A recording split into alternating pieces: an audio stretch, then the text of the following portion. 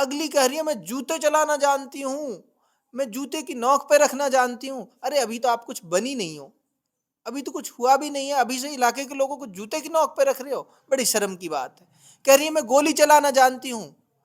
मैं कहता हूं आपको, आप नफरत की तमाम भाषाएं जानती हैं, आप नफरत की तमाम भाषाएं जानती हैं, लेकिन मुख्तियार और इस इलाके के लोग मोहब्बत की तमाम भाषाएं जानते हैं। आपके चैनल के माध्यम से कहता हूं, हम मोहब्बतों के बुनियाद पर चुनाव लड़ रहे हैं। हम इस इलाके के भाईचारा और इस इलाके की जो असल जरूरतें हैं, बुनियादी जरूरत, उनको जानते हैं और उन्हीं की बुनियाद पर चुनाव लड़ रहे हैं।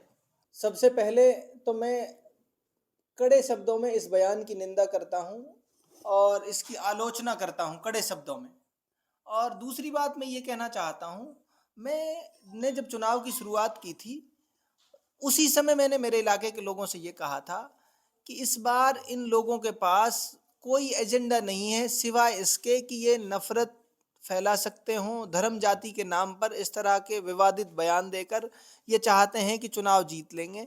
मैंने इनको तब भी कहा था कि तुम्हारा मुकाबला इस बार मुख्तियार से है, और मुख्तियार के साथ साथ तुम्हारा मुकाबला इस बार सच्चाई की ताकत से है, और सच्चाई की ताकत से झूठ मक्कार और फरेब कभी नहीं जीत सकता।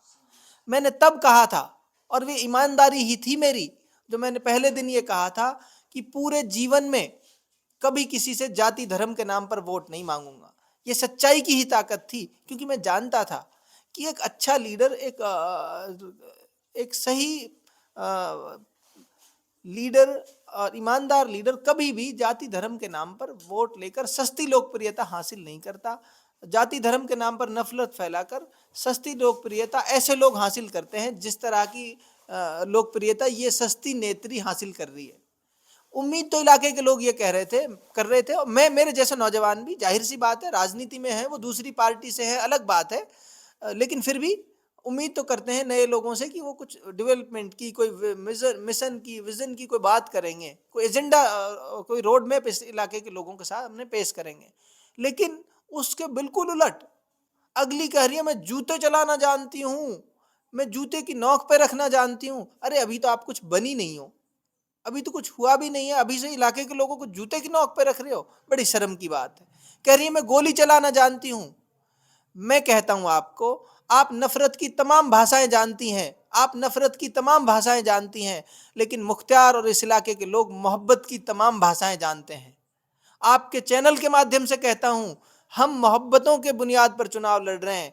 हम इस इलाके के भाईचारा और इस इलाके की जो असल जरूरतें हैं, बुनियादी जरूरत, उनको जानते हैं और उन्हीं की बुनियाद पर चुनाव लड़ रहे हैं। इनको खुली चुनौती है। नौक्षम जी जो ये कहती है ना मुझे बंदूक चलाना आता है, हमारे पास हजारों लाखों सीने हैं, हमारे छातियां हैं हजारों लाखों तुम्हारी बंदूकों को और गोलियों को झेलने के लिए। 36 बिरादरी के लोग हैं तैयार तुम्हारी इन गोलियों को झेलने के लिए। आपकी आपकी इस दो कौड़ी की भाषा से जिस तरह का ठेस इलाके के लोगों को पहुंचा है, उसकी कोई कोई भरपाई नहीं हो सकती। मैं चाहता हूं, मैं कहना चाहता हूं कि इनको माफ़ी मांगनी चाहिए इस तरह की घटिया बातचीत के लिए, इस तरह के घटिया भाषण के लिए। और आपके चैनल के माध्यम से चुनौती देता हूं उनको, औकात है उनमें, हिम्मत है तो मेरे सामने चुनाव लड़के दिखाएं मुद्दों पर, मेरे सामने चुनाव लड़कर दिखाएं डेवलपमेंट और विजन पर। इस तरह की दो कौड़ी की बातें कर कर, नफरत फैलाकर अगर चुनाव जीतना चाहते हो तो माफ करना, इस बार इस इलाके के लोग बहुत अक्लमंद हो गए हैं, समझदार हो गए हैं, जान गए हैं। अक्लमंद समझदार तो पहले भी थे, लेकिन झांसे में आ जाते थे कि और धर्म जाति के नाम पर नफरत फैलाकर कुछ लोग वोट बटोरते आए हैं। लेकिन इस बार जिस तरह का आंदोलन, जिस तरह की क्रांति इस इलाके में है, उस आंदोलन क्रांति के आगे इस तरह की नफरत की भाषा नहीं चलने वाली। इस बार मोहब्बत की भाषा चलेगी, इस बार भाईचारे की भाषा चलेगी, और उसी की बुनियाद पर चुनाव होगा। चुनाव में हार जीत कुछ भी हो जाए, लेकिन मैं अपने वादे और अपने कॉल पर अटल रहूंगा।